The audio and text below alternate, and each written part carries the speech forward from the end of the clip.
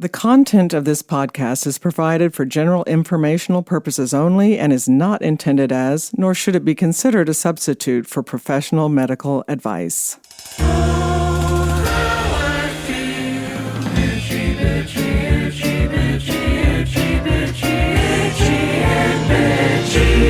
Hi everyone, this is Karen Nickel, family nurse practitioner, and this is Itchy and Bitchy, a podcast that provides answers to your many unanswered health questions. This is a reminder about my course called the Perimenopause Answer. If you are going through this phase of life called perimenopause, or if you don't know if you're in perimenopause, I would love to have the opportunity to talk to you about the course to see if it's the right fit for you. There is a link on our website, itchyandbitchy.com, and our Facebook page, I and B Podcast, where you can schedule an appointment for a Zoom call with me. When you make an appointment, I will be sitting at my little desk waiting for you to join the one-on-one Zoom call. In my practice and in my perimenopause course, I get questions about the human papillomavirus, HPV, and what kind of risks it poses to women as we age. Of course, HPV can impact women and men of all ages, especially if they are or have been sexually active. But during this episode, I would like to discuss HPV and women in their perimenopausal and menopausal years. This is part one of a two-part series on the subject. I will be releasing part two next week. I'm going to be talking about the areas of the body that are impacted by HPV and about the types of sexual activity. So keep that in mind if there are little ones around as you listen. Let's start by reviewing information about the different strains of HPV. HPV has more than 200 strains or types, some of which are spread through vaginal, anal, or oral sex. Sexually transmitted HPV types fall into two groups, low risk and high risk. High risk HPV can cause several types of cancer. There are 12 high risk HPV types.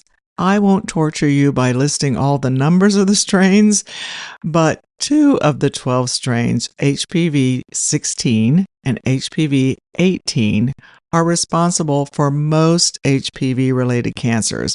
I'll talk about those cancers in a bit.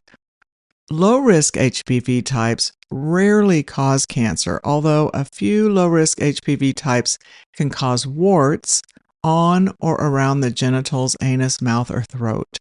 The virus that causes HPV infection is transmitted through skin-to-skin contact. Most people get a genital HPV infection through direct sexual contact, including vaginal, anal, and oral sex. Because HPV is a skin-to-skin infection, intercourse isn't always required for the virus to be transmitted from one person to the next. An amazing, but I guess not too surprising statistic is that more than 80% of women are infected with HPV by the age of 45 years old. Many people have HPV and don't even know it. They have no symptoms, and you can still contact it even if your partner doesn't have symptoms, doesn't know he or she has HPV. It's also possible to have multiple types or strains of HPV at one time. So once you have an HPV infection, what happens and how do you get rid of it? Actually, 90% or 9 out of 10 HPV infections go away on their own within 2 years, according to the CDC. The body's immune system clears the virus from the body.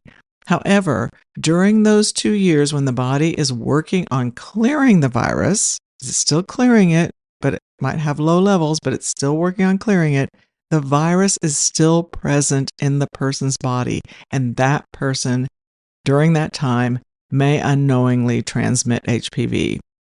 When the virus doesn't go away on its own, it can cause some serious health problems. These include genital warts, cervical cancer, and other cancers of the genitals, head, neck, and throat.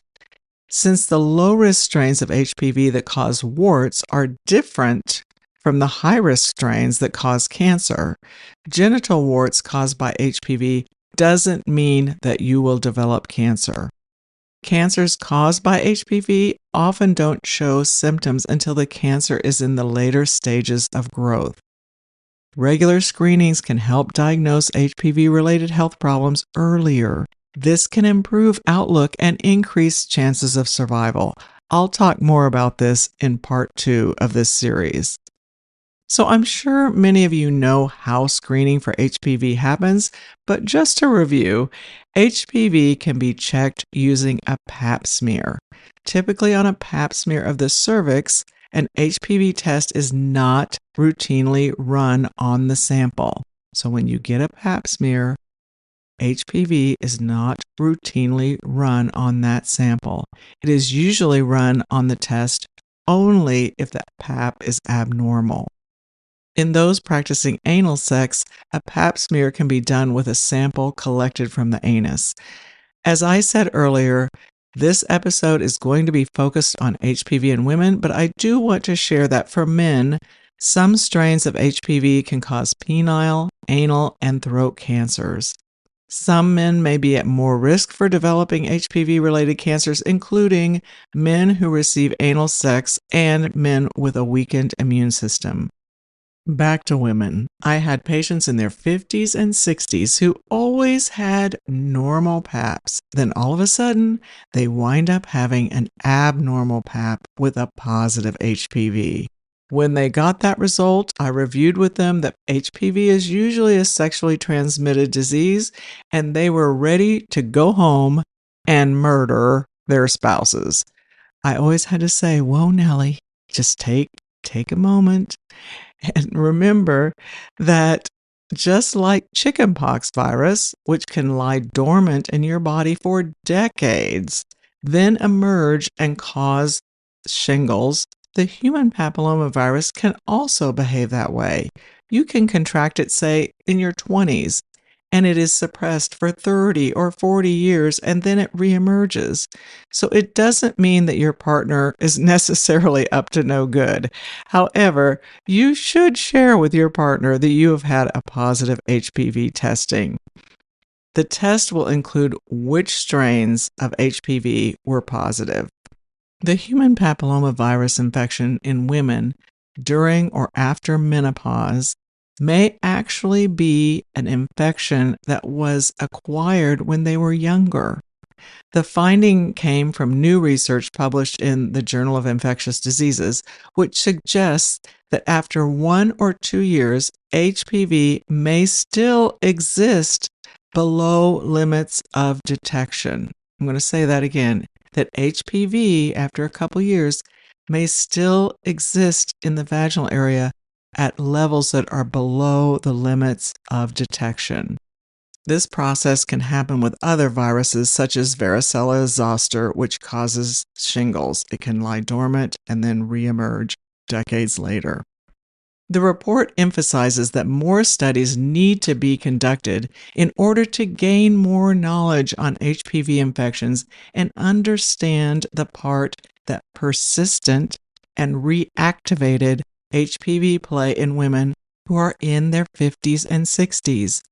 Many reports have demonstrated that certain types of HPV can be detected again after not being detected for a long time. However, scientists are unsure whether it's because of a low-level persistent infection or a new infection. The data gathered in the study raised the possibility that the risk of HPV reactivation may increase around the age of 50 years and contribute to a larger fraction of HPV detection in older ages. The results also showed that women who became sexually active during and following the sexual revolution of the 1960s and 70s are at a considerably increased risk of HPV infection later in life, more so than females who became sexually active before 1965. The authors believe that the reason is because of a greater number of sexual partners throughout their life in the group of women who became sexually active after 1965. After this quick break, I'll talk about the role of declining hormones and immune system function in women as we age. Stay tuned.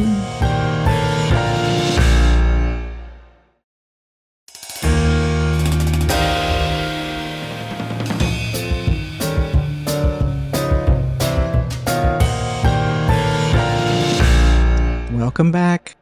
The study I referred to prior to the break did not look into the role of declining hormones and immune system weakening that we experience as we age. When our female hormones decline, our vaginal health also usually declines. Our tissues become drier and rougher, and we have a loss of the good bacteria called lactobacillus that keeps the vaginal area healthy. There is a study looking at the relationship between having healthy levels of good bacteria in the vagina and the frequency of HPV infection.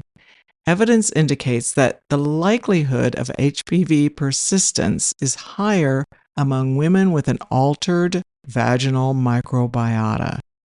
When we have more bad bacteria than good bacteria in the vagina, the pH of the vagina goes up, which allows for more growth of opportunistic organisms like yeast and viruses.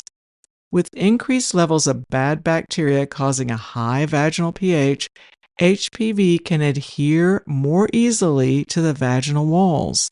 The stage is set for chronic inflammation, persistent HPV infection, and the progression of infection, which can potentially lead to the development of cervical cancer. Female hormones significantly influence the vaginal microbiota. Specifically, estrogen plays a crucial role in preserving the collagen content of the vaginal epithelium. Healthy collagen levels help maintain the tissue's thickness and elasticity. Estrogen also contributes to the maintenance of moisture on the vaginal wall surface. When our estrogen levels decline in menopause, the walls, as I said, become dry and rough, which can contribute to the persistence of HPV growth in the vagina.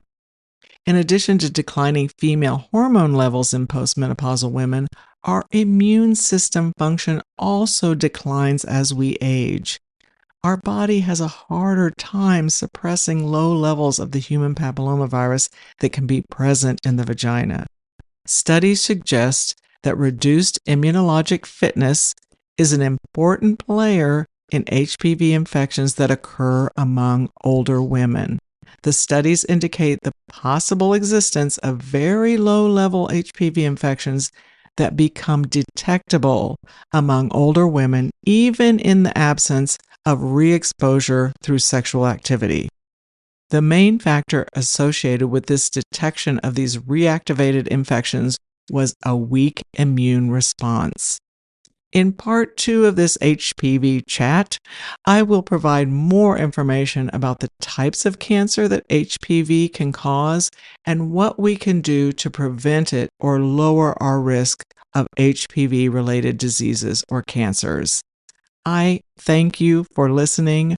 Wherever you listen to this podcast, please leave a review and rate the podcast. As I've said before, your reviews and ratings really do matter. Also, make sure you follow the show so that it will be automatically downloaded. That matters too. I encourage you to visit our Facebook page, I and B Podcast, where you can give us a like and leave comments or questions for me. Our website is itchyandbitchy.com, where there are blogs with some of our subjects available for you to read. On the Facebook page and website, we have the information about how to schedule an appointment with me so we can chat about how my perimenopause course can help you if you're going through this phase in life.